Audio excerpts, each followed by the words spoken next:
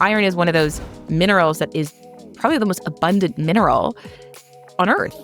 So if it's the most abundant mineral on Earth, how is it that we're so deficient in it? So this is not a deficiency as much as it's about a dysfunction of the iron, which is kind of like the topic of today and how that actually impacts athletic performance. And even women who are in their mid stages of life are lifting weights. And for some reason, their post-workout recovery is so poor. And so that ends up killing consistency. And then a lot of women that I've worked with just end up shaming and judging themselves and going, oh, I can't stay on a plan. And it's not necessarily them that's the problem.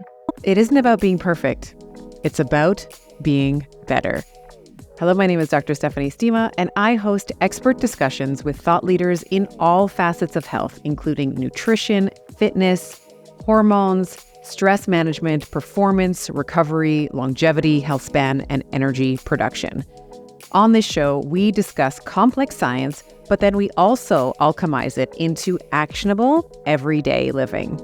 The ultimate goal with the show is to assist you in making informed decisions about your health and to catapult you into being the hero in your own life.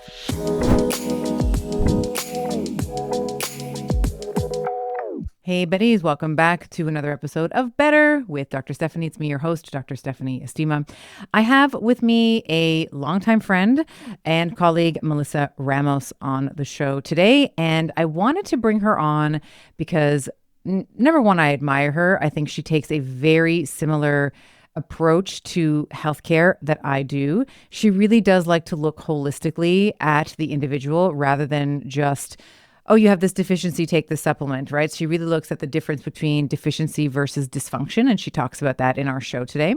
A little bit about Melissa, if you are unaware of her credentials and who she is the founder of the Thyroid, Alchemy, and a leading expert in women's hormonal health, and she specializes in hypothyroidism and Hashimoto's thyroiditis. She combines her expertise as a nutritionist with training in Chinese medicine, and she has helped hundreds of women transform their thyroid health through her online programs and private practice. And she draws on her own personal journey with her thyroid conditions to offer an innovative, evidence-based approach to hormonal wellness.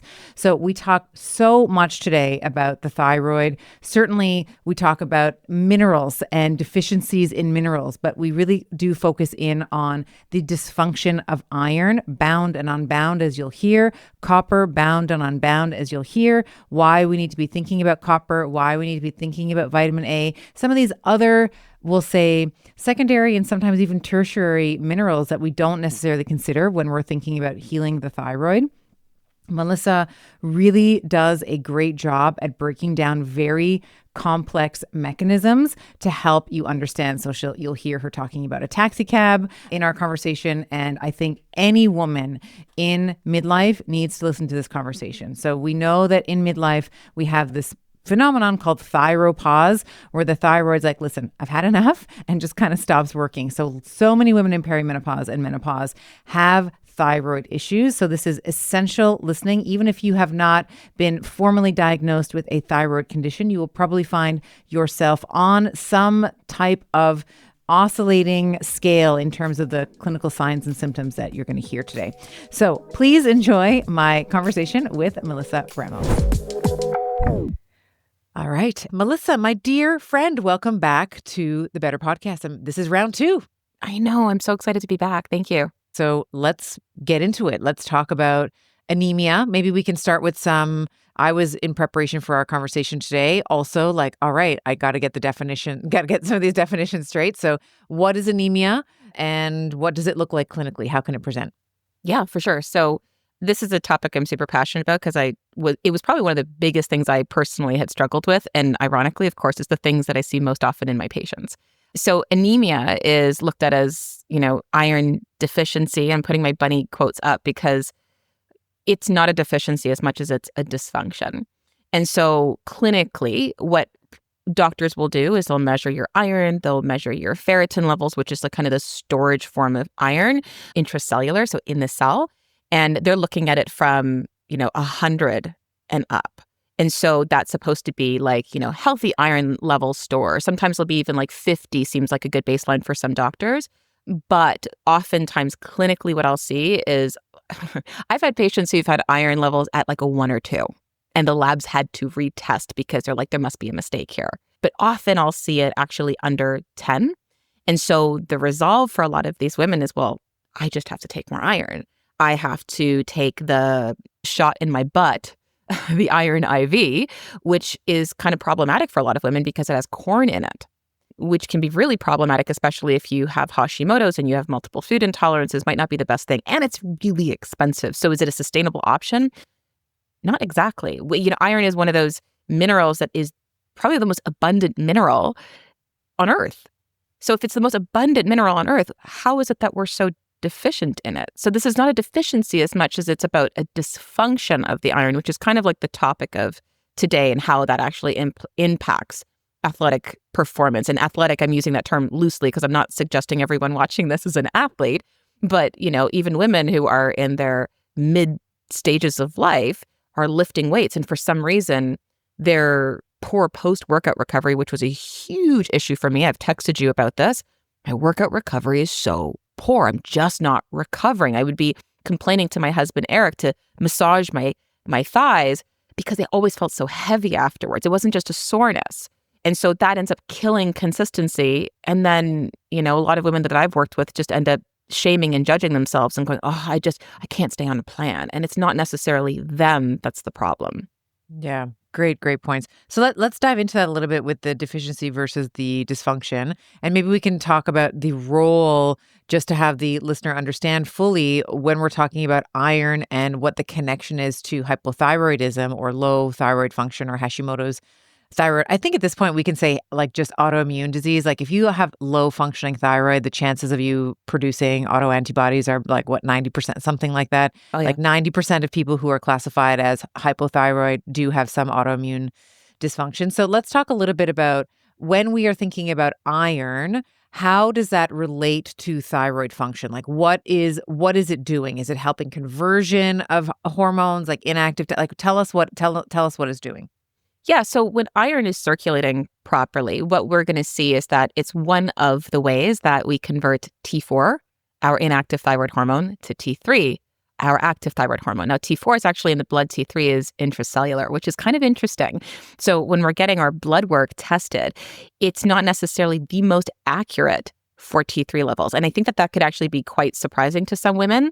And this is why a deeper understanding of physiology is super important.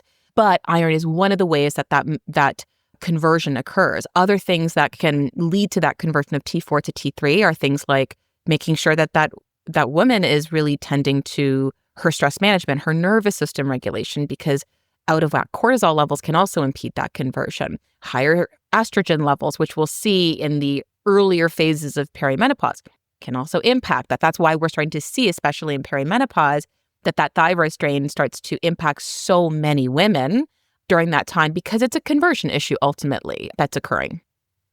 Yeah, and that's interesting too, because if you're on Levo or Synthroid or whatever, and you are, you're basically pumping out more and more T4, if it's a conversion issue to your point, right? Maybe it's low iron levels that are not allowing for that conversion of the inactive thyroid, like inactive T4 to active T3, it doesn't actually matter how much T4 you take. You can't actually make use of it and convert and sort of cleave off an iron there. The other thing I maybe want to talk about is, and I don't know if you see this in your clients, is the reverse T3 as well. Like if we see low levels of iron, how does that impact the production, or does that ramp up or jack up reverse T3? And why is that important to think about in the context of thyroid function as a whole?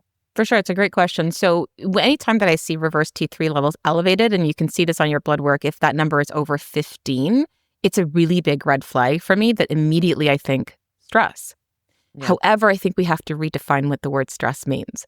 It's not just my mother-in-law is driving me crazy, or I got this unexpected bill from the government. It's also physical forms of stress.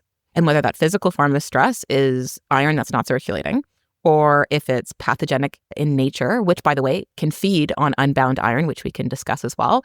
Oh, yeah. And this also absolutely can drive up reverse T3 levels. And most often, if I see a woman go to their doctor to get blood work done, reverse T3 isn't tested. And it's kind of problematic because it's important to see the overall context of those labs.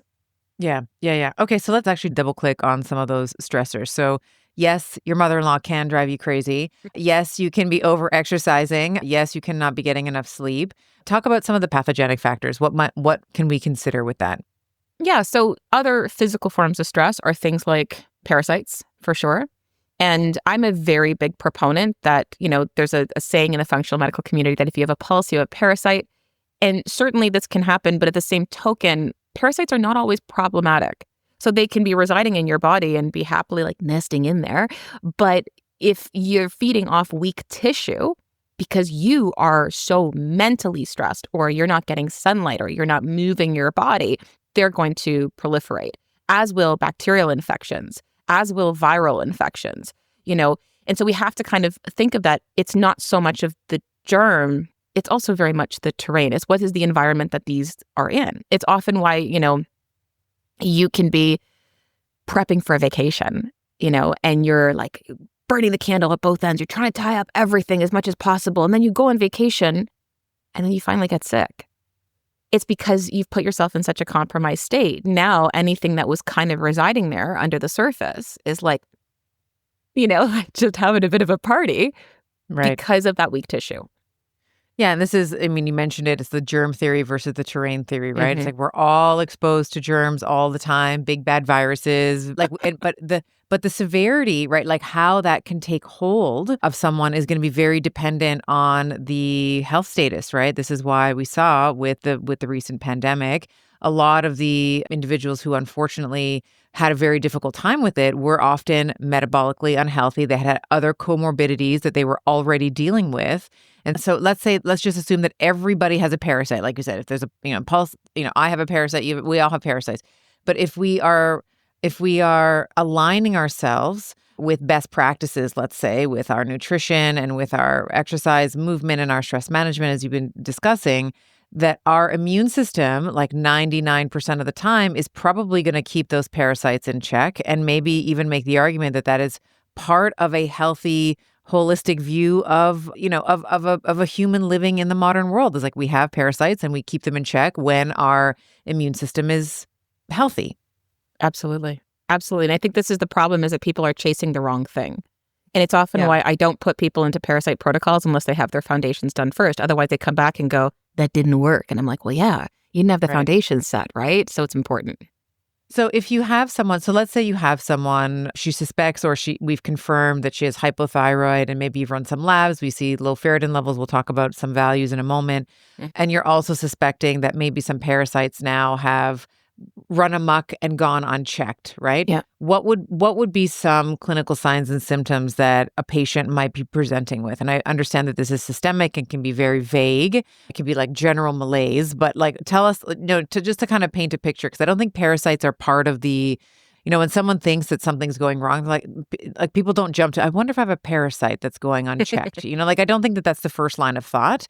So what would be some common clinical patterns that you've been able to observe over your tenure as a clinician and working with patients? Yeah, I think big ones are your clenching, grinding your teeth is a pretty big indicator. Your symptoms get worse around the full moon because serotonin levels go up, which mobilizes parasites. You might have a bit of an itchy bum as well. Mood-wise, parasites do love to gobble up on neurotransmitters. So things like serotonin, dopamine, GABA, acetylcholine, which helps you to learn. Those types of things can also occur. Skin issues, absolutely, because depending on where the parasite is located, if it's in the bile ducts, which they love to just cozy up in there, you can also see some issues of individuals having gallbladder pain as well. Because if those bile ducts are congested with these flukes, which are in the helminth category of parasites, the person's going to have improper bile flow. And improper bile flow is also going to match up with like low stomach acid issues as well, because bile and stomach acid are kind of like the yin and the yang of one another. People end up thinking like, oh, low stomach acid, I'm just going to take, enzymes. Sure, it's great, but you probably have a bile problem as well. So you're going to have fat assimilation issues. You're probably going to end up having some pathogens as well, because bile is also an antibacterial. Digestive issues is obviously a big one. Bloating, gas, constipation can occur. That can even occur when you're doing a parasite protocol, because I always picture these little parasites with like little pitchforks going, hell no, we won't go, because they want to stay in your body, right? So they can actually secrete these chemicals that can constipate you. So a variety of different things can actually end up occurring during a parasite cleanse and after, but they do love to feed on iron. So individuals who are anemic, this is also something that I also look at is are there bacterial infections like H. pylori, parasites at play because they feast on unbound iron. And what's interesting too is, in perimenopause, just as a function of age, like, the digestive, when we kind of just look at the epithelial lining, it's just like one cell layer thick. It's not that, it's not that robust. It's not like it has multiple layers like the skin does. And so it just gets trashed with age, So already, just as a natural function of aging, a lot of women will say, oh, my digestion isn't quite the same anymore, or I have a really hard time with higher protein, like I get a lot of GI upset. So there's so many things that can be happening at the same time. It could be a parasite, which is, as you said, the fat assimilation is going to be affected if they're cozying up in the bile duct, and your digestion of fats and proteins are going to be certainly affected as well. The low stomach acid, we see this just kind of naturally as we sort of go through midlife, is that stomach acid level can naturally decline. Mm-hmm. So it's hard, I think, sometimes to, and when I asked you this question initially, it was like, well, it's sort of like a general thing, but these things can all be happening at the same time. And there can be two truths that are happening at the same time. One is that you're in midlife, maybe you're in perimenopause or menopause. And two, your parasites can be either as a function of aging or as a function of low iron stores, as we've been talking about, can also be running, like they can be feasting on some of our mineral stores as well, which are making things worse. Yeah. 1,000%. Okay, so let's talk a little bit about we were talking about recovery from workouts. So you had mentioned that, in your own journey that you were noticing like, oh my gosh, like I just I can't get back from this leg day, and you're getting Eric, your husband, to, kind of massage you and do all the things. What are, again, and I've always said this, any woman who's ever had a thyroid issue that's like, I have some type of low functioning thyroid, Hashimoto's, thyroiditis, I've always said to that particular woman in terms of intensity in the gym that you need to take it down. So whatever you think is an 8 out of 10 is probably a 12 out of 10 because of the type of person that you are to start with. There's like a certain phenotype of individual who gets thyroid issues. She tends to be very, very driven, very type A type of person, very independent. I mean, there's some, it's like, you're like, damn it, she's completely describing me. But yeah, that kind of, that type of person. It's like very driven, very success oriented. And then, midlife, she's 40 and then she's sort of hit with, multiple issues like the thyroid and now this poor recovery.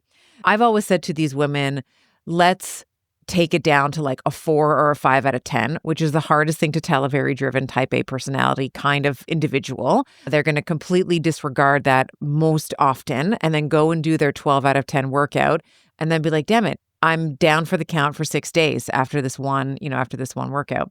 So what are some strategies that we can be thinking about as a way to help with our muscle recovery in the gym? And then maybe we also want to talk about what are some, does that mean that we have to check for parasites? We want to run a full blood, what is the data that we want to be looking for? And then what are some of the sort of clinical strategies that we can be doing in the gym and then post recovery that are going to help with that? Yeah, it's a great question. I mean, the things that I have found that were really helpful for me, obviously, I know that you've spoken about, protein, et cetera. The timing of it is really important to make sure that you're eating within that 2-hour window after you work out. I had to really, and I still enforce this in women that I work with, I should say, to make sure that they're dialing it down, like you mentioned, right? Otherwise, you're doing 3 workouts a week. It's probably not going to work for you. You have to let your body kind of get used to these things. The thing that I find is most women like myself and patients that I've worked with is the iron component to this, because a lot of them are anemic. And iron needs to be circulated. That's why this is not about iron deficiency, it's about dysfunction. So iron is literally the backbone of hemoglobin, right? And hemoglobin is found in our red blood cells. And what it does is it just essentially carries oxygen from your lungs to your muscles. So if you have a woman who's anemic, she's probably going to have less oxygen transport, which means faster fatigue, right? But if we have better circulation of iron, we're going to have better endurance, because iron essentially just ensures that oxygen is moving more efficiently to those hard-working muscles, and it's delaying exhaustion during that exercise. And then you have, of course, your mitochondria, which is like the battery of your cells, and they need iron for energy. So your mitochondria, that battery, uses oxygen to make ATP, which for those hearing this is essentially to make energy. And that iron is crucial for this process. So less iron equals less energy production. But again, I'm talking about circulating iron. There is a really big difference between unbound and bound iron. So just because you're taking iron doesn't necessarily mean that it's become bound. And so I think it's really important to dive into how it becomes bound so people understand it. Because if you're a woman who's really stressed out, and if you're very stressed out and you're eating like lots of processed foods and high carb, et cetera, your magnesium stores are probably going to be quite low, right? Because your body pulls for minerals and even vitamins to be able to support its stress response. So if your adrenals are compromised, it's not going to say, hey, liver, I need you to produce this protein called ceruloplasmin. And for those listening, in simple terms, think of ceruloplasmin as this taxi cab, okay? But to be able to open the door of the taxi cab so iron can get in and shuttle around in and out of our cells, it needs to be able to open the door. And to open the door, we need vitamin A, but not beta-carotene, vitamin A in the form of retinol, which is an animal source which is best found in cod liver oil. And so cod liver oil is so important for women with hypothyroidism and Hashimoto's because they're often very deficient in fat-soluble vitamins, vitamin D, A, E, K, and cod liver oil has that naturally occurring in that whole food form. But then you have to open the door of that cab door. And to do that, you need copper. This is so important. We don't have an iron issue, we have a copper issue.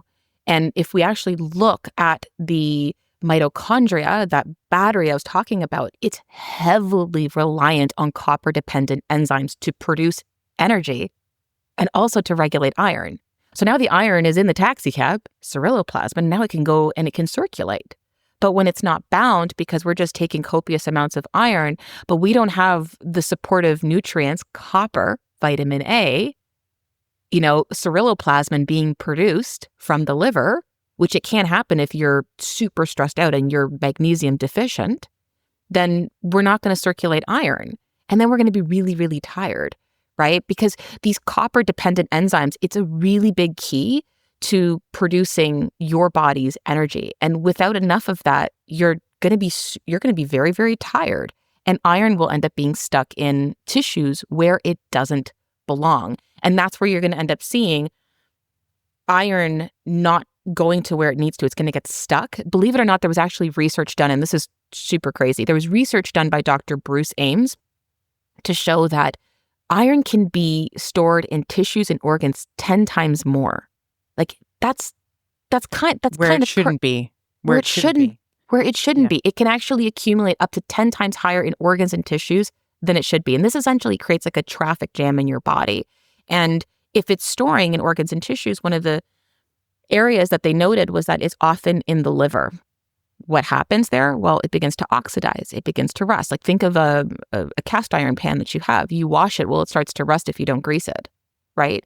And iron can also be stuck and unbound in the lining of the small intestine, which becomes food for pathogens to feed parasites. Yeah, exactly. So people are like, well, you say that like iron is going to be stuck in the liver, but I thought it was because of parasites. I said, yeah, well, it depends on the individual, right? Like it's super important to understand this because if iron isn't circulating, you are not going to end up having myoglobin. And for those of you guys that don't know what that is, it's essentially hemoglobin that's inside your muscles. And that's going to build up to more lactic acid, which is that heavy leg feeling that I was saying earlier that I get my husband to massage my legs. Like low circulating iron leads to poor workout recovery because if your iron levels are not circulating, your body is going to struggle to repair muscle damage. And that's going to make your post-workout recovery really challenging. This is fantastic. Okay, so just to recap and redirect me here if I've misunderstood you. So we have the ceruloplasmin, this is the taxi. And then in order to open the door of the taxi, we need copper and we need retinol. We need vitamin A, both of those things. Let's maybe touch, and then that allows the iron to get into the taxi, and then ceruloplasmin can take it where it needs to be bound. So it can be bound somewhere versus accumulating unbound in the GI tract where it can feed, like it can be just like a food source, like a full, a buffet for the parasites that we're hosting and potentially oxidizing in organs like the liver. What I wanted you to touch on while you were talking, I was like, oh, copper. We should talk about zinc because often copper and zinc, I mean, they use the same transporter. So I want you to explain that. But often when we're talking about iron, low iron, the things that are often recommended when we're taking iron is selenium and zinc. Mhm. So how can we, and then, anytime you're sick, it's like take zinc. Anytime you're, take zinc. So how can we be thinking about balancing our zinc intake for thyroid health alongside copper to allow to be opening the door to that taxa that we've been talking about? And then just for other general things. I mean, I kind of want to also talk about copper and hair, which we know is a really big problem for women with low functioning thyroid as well. Like our hair often falls out. Yeah. So talk a little bit about zinc and copper, the sort of competing. I'll let you lay it out.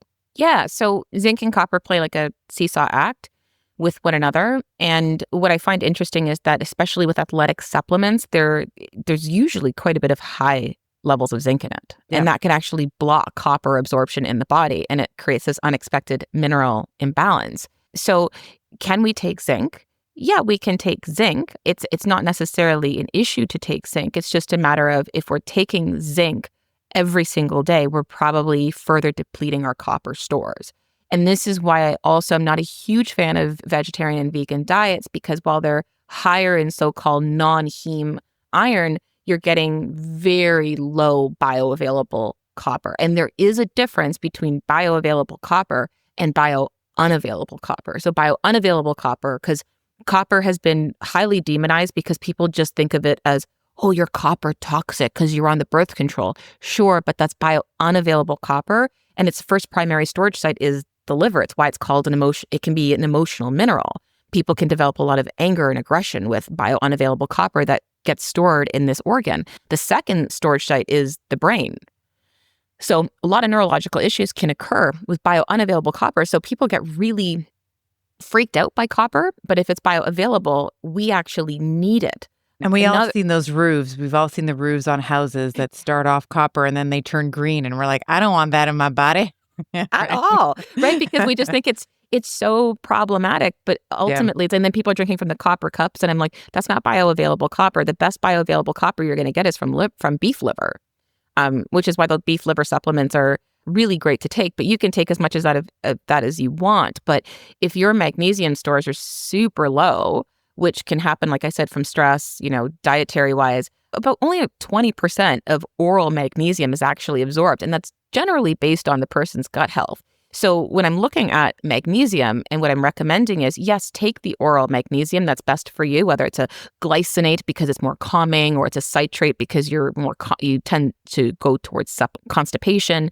I'm always recommending dermal support. So like Epsom salt baths, even foot baths. If you have hot springs close to you like I do, go into the hot springs. You know what I mean? These are really great ways to provide that dermal support, because if you're just supplementing orally with magnesium, it's not going to be enough for your adrenals to go, hey, liver, produce the ceruloplasmin, right? And then I also see very problematic in individuals is they'll end up taking very high doses of synthetic vitamin C supplements. And the reason why that this can be so problematic is because it can end up making too much iron free and unbound in the body, especially when copper levels are low. So the thing that I always like is more whole food vitamin C sources. I'm moving away even from the liposomal forms because it is still synthetic. I'm looking at things like acerola or camu camu. They're not going to actually produce the same effect in the body. Fantastic. So you mentioned copper bioavailability between plant and animal sources, beef liver being a great source of that. What are some other good, maybe whole food sources of copper? And if we had to supplement, if we felt like we had to supplement with them with, like, maybe it's a beef liver supplement, as you mentioned, is there a certain form that we're looking for on the label? Not necessarily. When you get copper in a supplementation, normally I don't start with a synthetic copper. I always start with a beef liver supplement. I always trend towards the whole food forms first to see and then retest the person's blood within about 6 months. In terms of sources, beef liver is the highest. If you're eating an animal protein And it's diet, also an A, right? It has very high in A as well. So you're yes, yeah. you're getting a double whammy there. So it is nature's really great mineral supplement for sure. Even beef spleen desiccated in pill form can be really helpful. And of course, if you're eating any animal products, you're going to get a variety of that. And I always tell people, if you're able to kind of vary your protein sources as much as humanly possible. But I'm always trending more towards the beef liver as my primary source of the copper. That's good. And I think that we're almost like with the protein movement in general, I would say that people are becoming a bit protein blind. It's just like they're just getting protein where it doesn't matter if it comes from a protein bar, if it comes from a protein snack, if it's like they're getting 100% of their food from like whey protein, some whey protein. And listen, I know that the body for a temporary amount of time can do pretty well with and you can throw out a lot of junk, a lot of processed foods, and it'll kind of make do. But we're talking about, you don't just wake up with hypothyroid, like you don't just have, a week of, whey protein powders, let's say, and then wake up with a problem, right? This is like decades and decades and decades of chronic stress, unmitigated stress, residue on the nervous system, a certain way of showing up, and then as we've been talking about some of these mineral depletions with the magnesium and the copper and the vitamin A depletion as well. I'd actually like you to expand a little bit on vitamin C or synthetic vitamin C as a way that can potentially disrupt sort of the delicate balance in there as well. What is the issue with synthetic vitamin C? Is that and you mentioned like liposomal vitamin C. What would you like to be seeing the sources be? Would you like that to be from oranges, like whole foods? Like where are you looking? And again, is it like animal products that you like to direct your clients to? Like what's the problem with synthetic vitamin C and what's the solution? So synthetic vitamin C, whether it's liposomal, the ascorbic acid also comes from corn. What we're end up seeing is that it can actually make iron free floating in the system, which is not what we want, right? We want it to be bound. So it can take unbound it can take it from bound to going to unbound? Yeah. And so I don't love that when it comes to synthetic vitamin C. It can be quite problematic for people, and they're taking these very, very high doses, which I've done before previously, even personally, because I just thought, okay, well, this is what I should be doing. The sources that I like, for sure, you're looking at lemon. So lemon is great. There's actually a product I really, really love. And I always tell people, just don't buy this on Amazon because Amazon's known to sell counterfeit supplements. But, you could look at, various online retailers like that they sell this product called Adrenal Cocktail. And it's from a brand called Jigsaw Formula. And I really like it because it has the natural whole food vitamin C. I believe it's from acerola. And then on top of that, it has the perfect blend of between sodium and potassium. And this is so important because our adrenals love sodium and our thyroid loves potassium. In fact, the thyroid, if we have very low levels of potassium, thyroid function slows down. So what you're going to have often on women, they'll be like, taking vitamin D, so much vitamin D supplementations, especially even women with thyroid issues, because they're told, well, vitamin D levels are low. I have Hashimoto, it's my immune system. Yes, I understand. Like, sure, you live in Canada or the northern parts of the US. I understand the frustrations of it. But you also have to understand if you're taking excess amounts of vitamin D, what you're going to end up seeing is that it can actually increase calcium levels in the body. It can reduce potassium levels in the body and slow thyroid function down. So I love the Adrenal Cocktail because it has that sodium to potassium ratio. It has that whole food vitamin C aspect in there as well. And the potassium, the blend between the two, but the potassium in particular, it is better absorbed through food and drink. So yes, this is obviously a potassium supplement in a powdered form. I get that.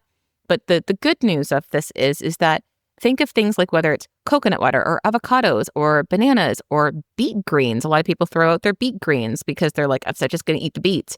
Or when I'm making a broth, I end up washing my white potatoes really well. And then I end up using the skins of the white potatoes and I use that in my broth. And the reason for that is because the skins are so high in potassium.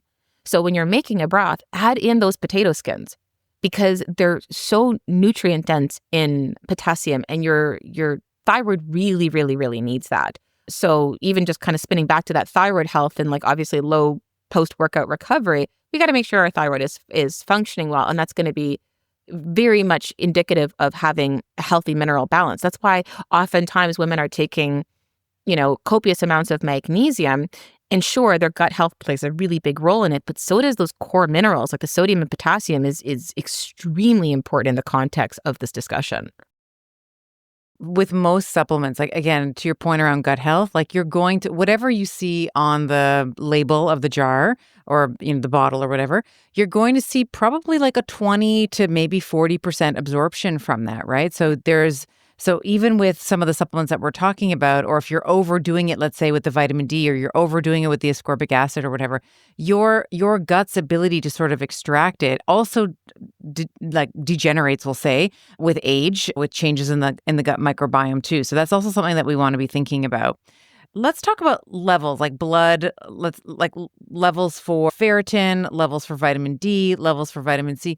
What are some of the levels that you like to see if you're telling someone, hey, we're going to do a full blood panel? What are the things that you're asking them to, or maybe you're asking the nurse or whoever it is to do the blood draw, or you're on the lab requisition? What are the things that you want to see?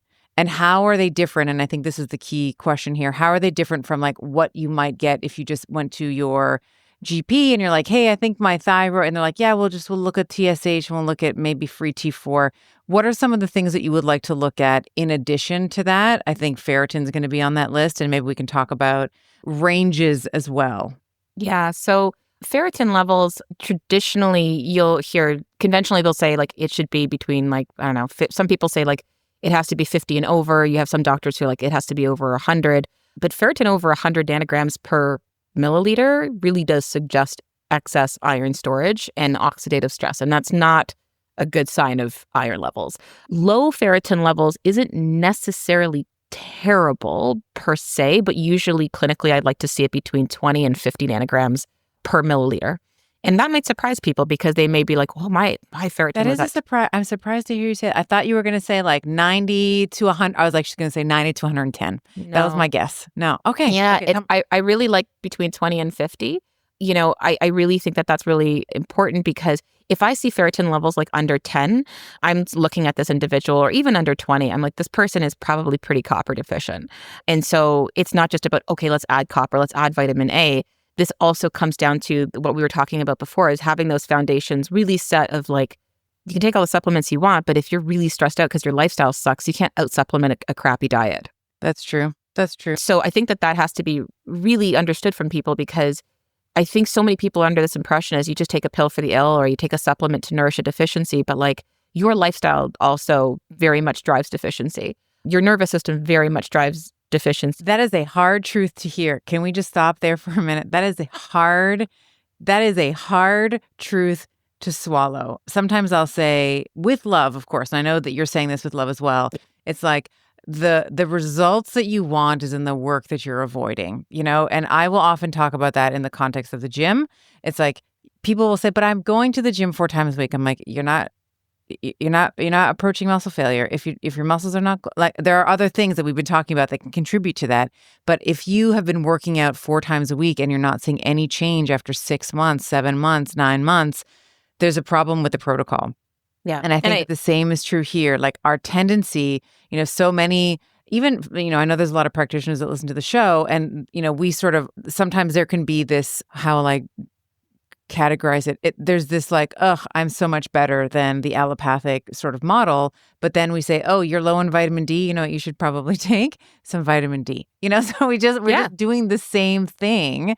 You're just like a pill for every ill. It's like, oh, you're low in this thing, and we'll just give you the supplement. So you're just changing the word medication for supplementation. It's essentially the same thing. We're not really sort of looking at this person holistically. And I don't think many of us, even as practitioners, I mean, I've coached so many of them, like we really are terrible at taking care of ourselves, Yeah. Which is why many of us become doctors. It's because we're like, we are going to help, we want to help serve, we want to help heal some maybe hole in our own hearts and our own souls.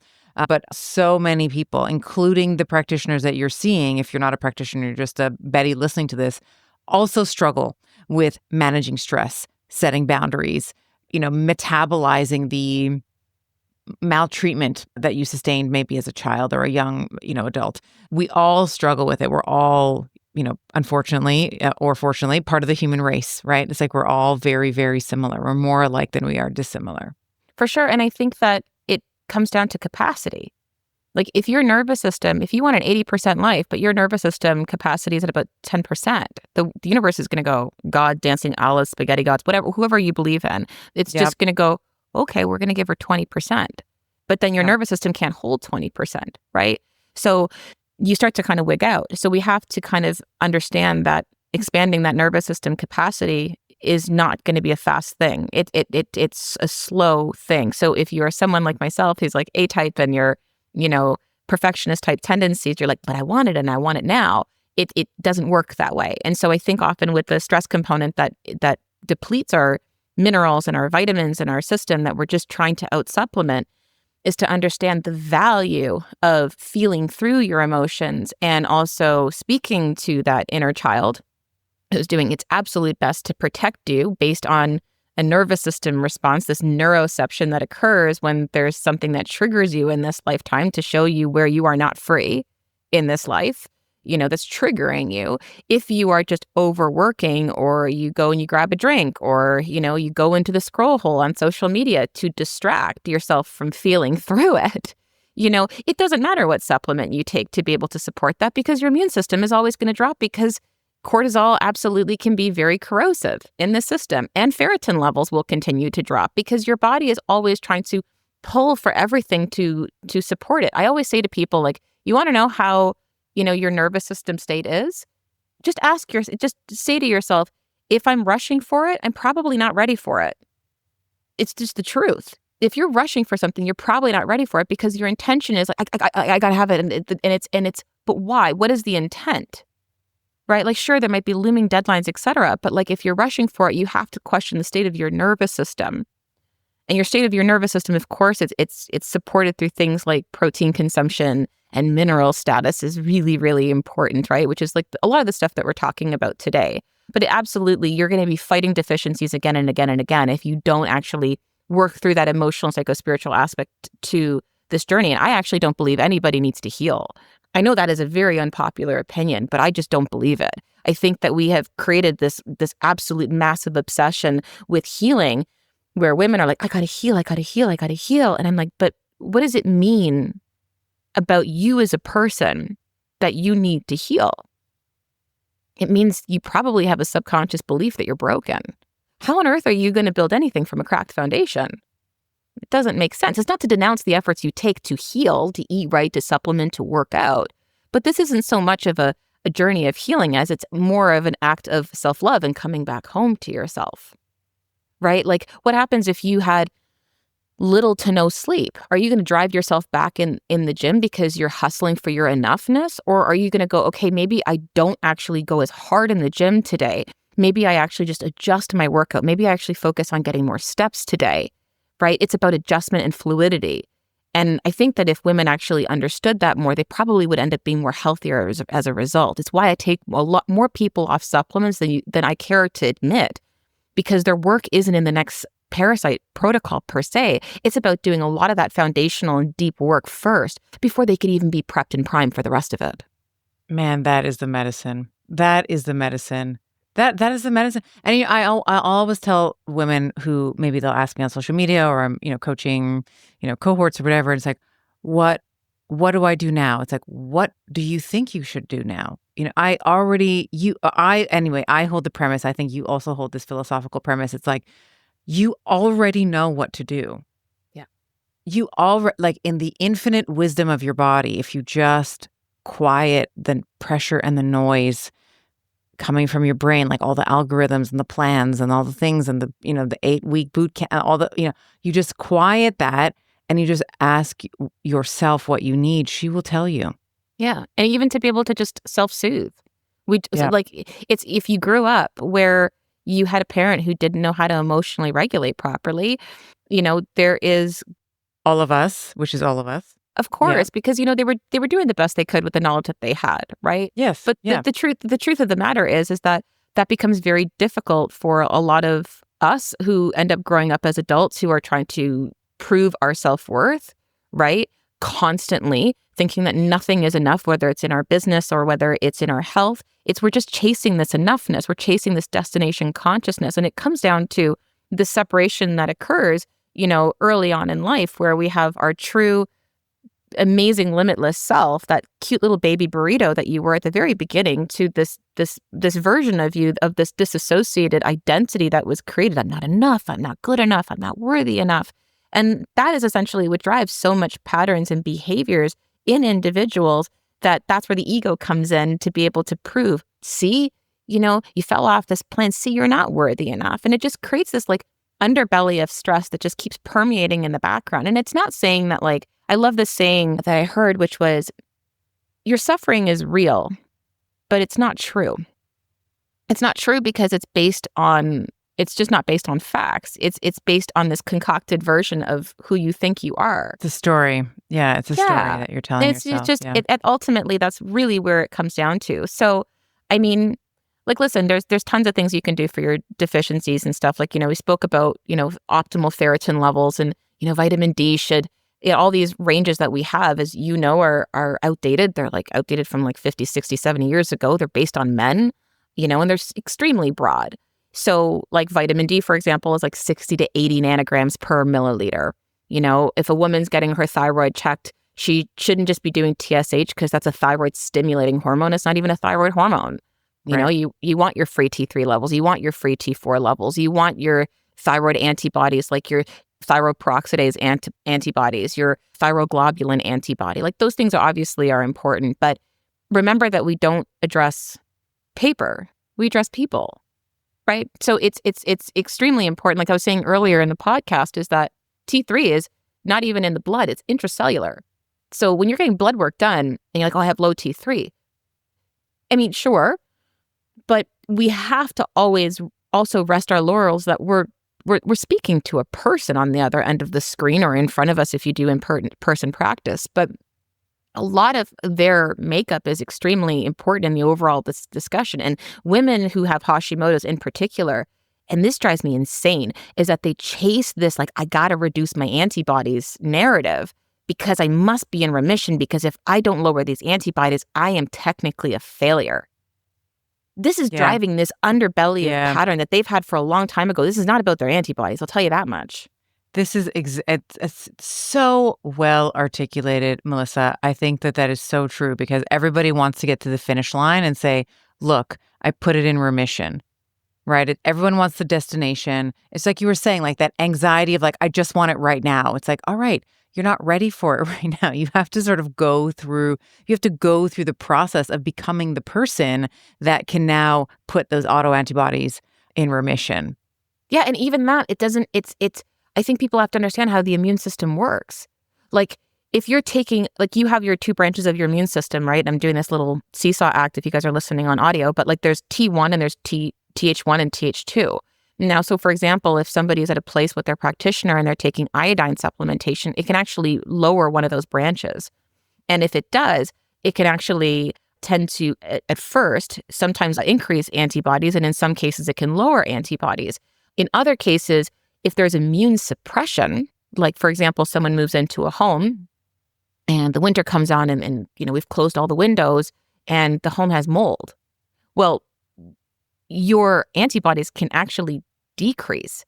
And this is kind of surprising to some people because it can actually suppress antibody production. So some people will be like, I'm in remission. I go, but are you? So I think in my opinion, and even like if you look at Dr. Datos Karazian's work, who's a pretty, I call him like the forefather of like thyroid health, he's been on the show. Yeah. Yeah. It's like you need a healthy immune system to even produce antibodies in the first place. Yeah. So this drive to be able to lower thyroid antibodies, I think, is a little problematic in some ways, because they're chasing this like wheel of like lower thyroid antibodies to be in remission, when remission is not necessarily like your antibodies are at normal. Remission also is like, what does the rest of your labs look like? How do you feel, right? Like, I feel better at 46 years old than I did at 26 years old, and I still have antibodies. right? Does that mean I'm a failure? Hell no. I feel fantastic. I'm working out 3 times a week now where I couldn't do it before because I finally cracked this mineral code that we've been talking about. I finally cracked the understanding of how my emotional patterns are driving my health situation, which previously I was trying to out-supplement like many of the women that I work with. Right. I'd like to ask you maybe for your own personal experience and journey. And I've had the privilege of watching you over many years figure this out.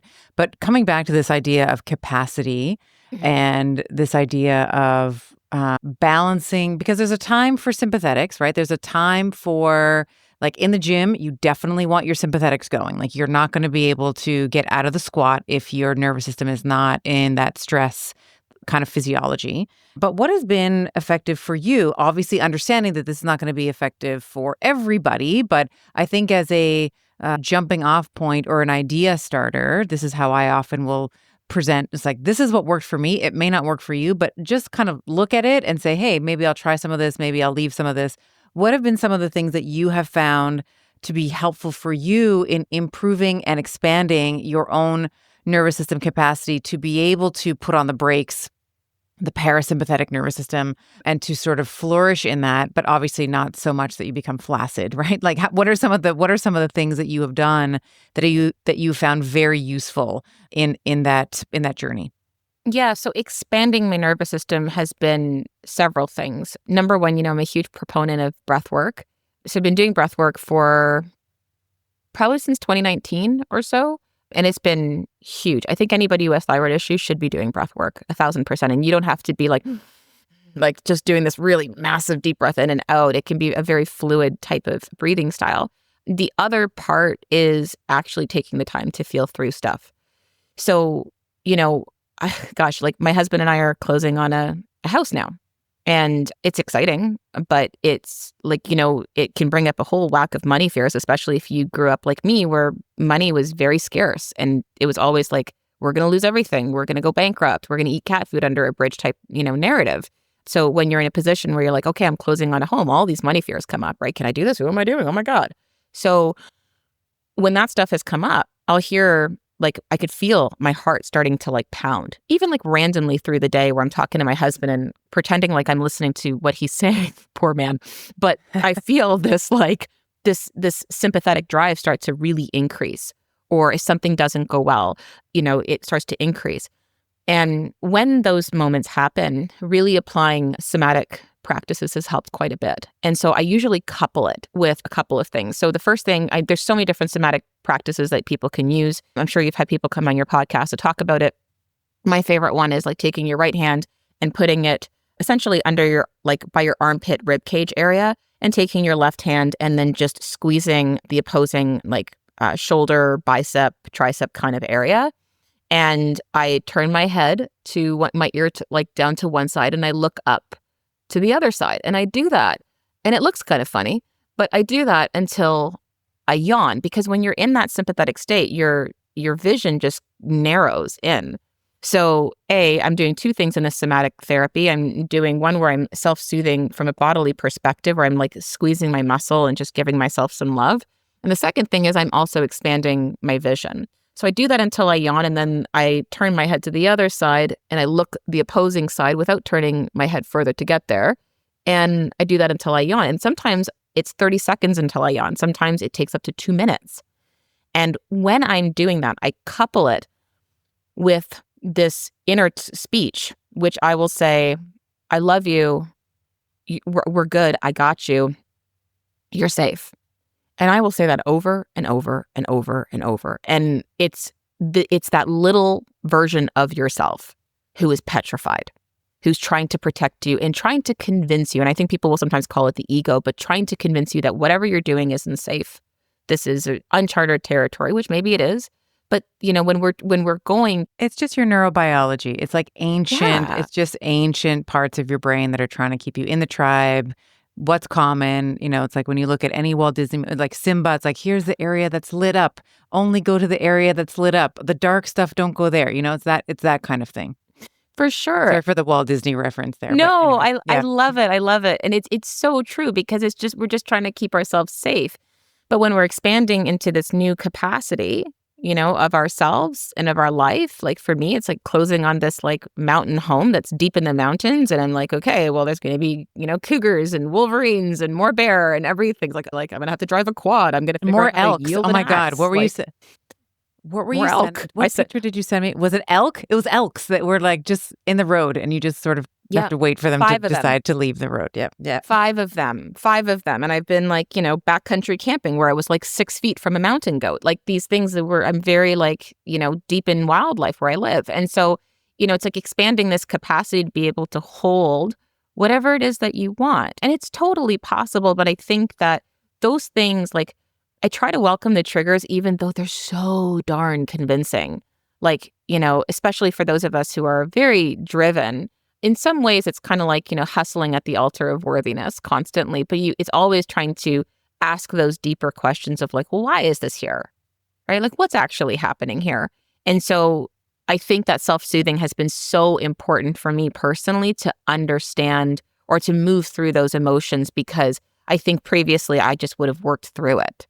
I just got to look at the numbers better. I got to figure out this strategy. I just got to work harder. I can work super hard. That's easy for me.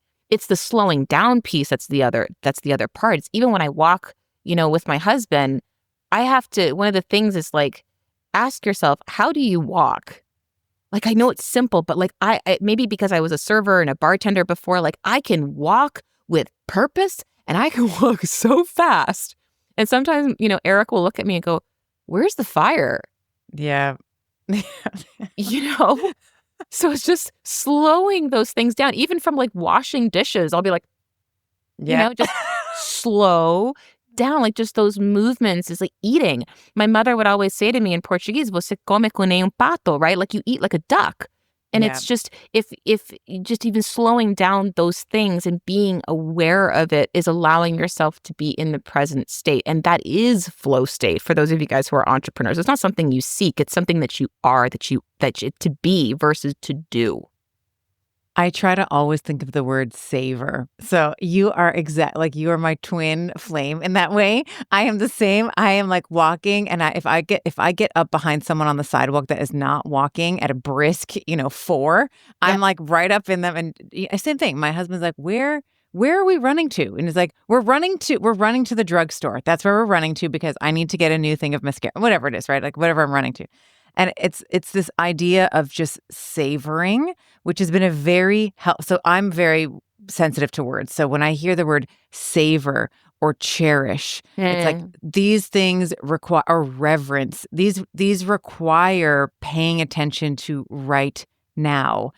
So savoring your meal, cherishing your time with your loved one, or just cherishing, when I'm at the gym, I would for years, it's like, okay, I got to punch this out quick, and like in and out and get, but instead like savoring and cherishing the feeling in my hamstrings or quads or whatever it is I'm working. So I love what you're saying. And same thing. I'm always rushing to clean, rushing to get everything done. And it's like, and for what? At the end of the task, no one is going to be there, with the timer and be like, yep, that was like 5% better than last time. Like, good on you. Like no one's there, right?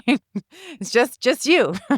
It's so true. That's why I always say, if you're rushing for it, you're not ready for it. Because the reason that you're rushing for it, like you have to question that, right? Yeah. You have to question, why are you rushing? Not because, well, I have a deadline, I have to get this done, sure. But like other things, like why are you racing when you're walking? Like I can't stand it when I'm walking and someone is like right up behind me. And I'm like, can you just walk faster and just go past me, please? Like it drives me a little crazy. Or on the road, same thing. On the road, same thing. Same thing. Yeah. So it's just like being able to slow those things down to really help to, that I believe also helps to increase your capacity greatly. That and of course sleep. Sleep is like the magical elixir, absolutely. Yeah, I think where I've come to land is everything that you've been talking about, like catching myself rushing and trying to slow down. I love the somatic practice that you just get. I've never heard of that before. I don't think we've actually had. I'd have to ask my AV.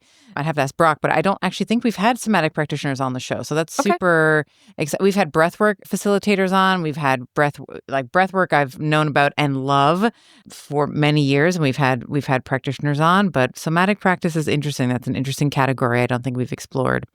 But I guess what I'm saying is where I've sort of landed is I used to think that I was this self-sufficient hamlet, that I was this island, is self-governing. I was North Korea. It's like, I can do it. I don't need the world's help. Like, I can do it myself, right? Like a fool.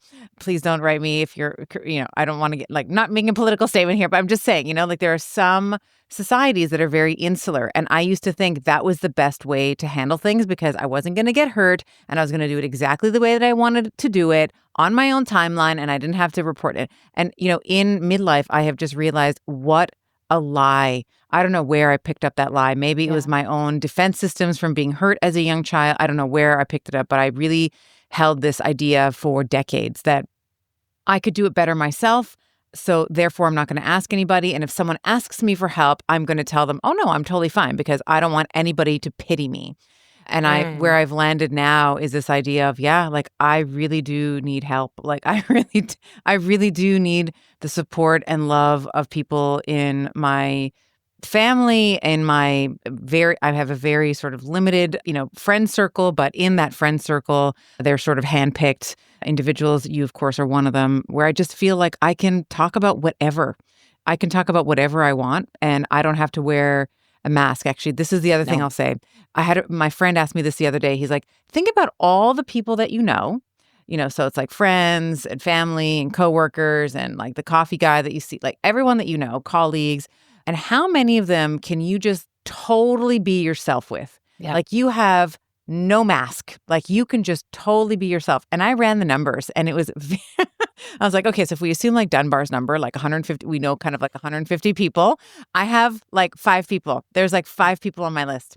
So 5 out of 150, right? God, I hope I'm one of them.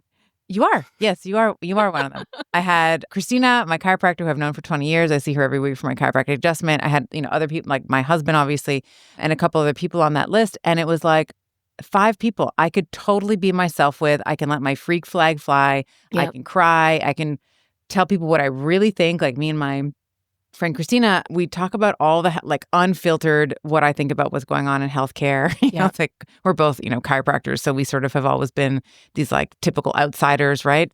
So we both have like opinions on whatever. And I need that. Like, I need that. I would die without those people in my life. Like, because everyone else, there's some kind of something, there's some kind of something that you give with them. So totally. And I think it's like, it feels good to be supported.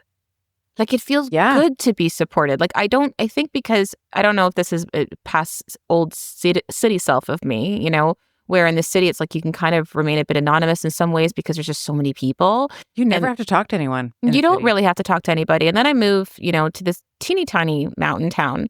And I'm moving to an even teenier tiny mountain town now, up a mountain. And it's fascinating because when you're living in these types of communities, you definitely need community. And because we are often faced with elements and animals. And so you start to really realize the benefit of community and support in a very different context. But it still helps to understand, like, I like being supported. I like that. And I can be supported versus feeling like I can just do it all. Because that do it all is we just have to question the intention behind it. Is it for, the validation that we think that we're going to receive? Is it to fill an empty hole in some regard? Whatever the story is. But when we start to, untangle that and rewire, how our brains are actually operating and how our bodies are, the neuroception that's actually occurring, you start to step into a more grounded, more easeful place. But I think so many people want ease when they don't realize that they don't really want ease because it would actually mean that they would have to let go. And for a lot of people, that's a really scary place, a really scary thing to do. Yeah, because the devil, is, is easier or more comforting than the devil you don't. 1,000%. Yeah. Good. I love it. In just sort of wrapping this up, when we think about, so we've really been cracking the code on thyroid mineral deficiencies today. Yeah. And talking about iron and talking about some of the cofactors around that. And we've also been talking about, we've sort of meandered into what I would really call like the real medicine, which is really getting to know yourself and full self-acceptance, all the good, all the bad, all the fangs and all the wrinkles and all the blotches and all the things. Mm-hmm. if you could, if you could go back, to your original diagnosis, let's say when someone first was like, hey, there's nodules here, or these antibody levels are too high. Yeah. What do you wish someone had started you on right away? Like, what would be the, maybe in lieu of, hey, this supplement, that supplement, or maybe that is part of the solution. What do you wish someone had told you at the beginning of your diagnosis, and maybe in the middle, in the messy middle, when you're like, am I ever going to figure this out? Like, what do you wish someone had told you? I wish, I honestly, I wish I could go back and just hug that version of me because she was so stressed out. I wish that I probably didn't do hormone testing right off the bat because I think, I don't think it's bad to do. I just think that it's often putting the cart before the horse. A lot of things influence our hormones. Our hormones are just chemical messengers. I probably would have really worked on a lot of the foundational stuff first. I probably wouldn't have even put myself on a lot of supplements, to be honest with you. I probably would be doing the adrenal cocktail that I mentioned. I think that's a really great nourishing adrenal supplement that's pretty basic. I always combine it with like lemon juice, water, and a little bit of Now Better stevia. It's my favorite stevia that I use. No affiliation, by the way. But I probably would have started there. Some magnesium, lots of baths with Epsom salt for that magnesium dermal support. And luxuriate in it, right? And yeah. and like cherish and savor the Epsom salt bath. Yes. Yes. I probably would have had myself consume more protein for sure. That would have been a huge one. I probably would have started lifting weights sooner. When I did actually began with lifting weights, because I was trying to do like the 2 to 3 times a week before, and it just wasn't sitting well with my body. It was just struggling to recover. What it ended up giving me that ability to do 3 times a week was to do once a week for a month. And at the end of the month, I would celebrate myself like a Las Vegas showgirl. I would just be dancing. I'm like, I did it. I did it once a week for a month. And then month 2, I would do 2 times a week for that month until I was consistent with it. And then, and that helped my body. And it also create these habits as well, I think was really, really, really helpful for me. So I probably would have had someone recommend that, but I really would have probably focused in on a lot of the emotional aspects, the breath work. I probably would have helped me to understand what does it mean to actually feel through would have been something I would have really driven home. Probably is where I would have started. Yeah. If there's one thing I'll add on to that fantastic answer, and this is just for any woman dealing with, whether it's a thyroid issue, you're dealing with body recomposition, you want to lose weight, whatever it is, you want to build muscle, just give yourself the grace of a longer timeline. I think that we are so hard on ourselves, back to what we were saying before, around like, even if we get sick, it's like, okay, I'll be done in like 2 days. Yeah. Meanwhile, 2 weeks later, you're still coughing or, whatever it is. So I think just give yourself, again, luxuriate in the time that you have. Give yourself all the time. If you want to lose 5 pounds, instead of saying, I'm going to do this in 5 weeks, why not just give yourself a year? Yeah. It just feels like so easy, so gentle. Yeah. And it's something that you can build in error, right? Yeah. And that's the thing that I think that we often forget. It's like, life is really messy. Life is complicated. Life is hard. Sometimes there's things that show up that we were not planning or accounting for. And I think when you're thinking about healing, or, maybe to reframe, kind of getting back to like homeostasis with the thyroid, right? Yep. Finding balance again, or any issue. I think the timing is just, give up the idea that the timing is going to be like on whatever you've set, because it's probably a laughable timeline. I've seen it enough to say this with love. Like most people are like, I want to lose 8 pounds and I know that I can lose a pound a week, so I'm going to do it in 8 weeks. It's like, you're not going to do it in 8 weeks. I can just times that number by at least 3, give yourself 6 months to lose that weight. Yeah. And really look at even the things that are the emotional aspects that are preventing you from losing that weight. Like, do you understand that the majority of the women that I see that are middle-aged that want to lose weight, if you look at their profile photos on social media, do you know that it's not often photos of themselves?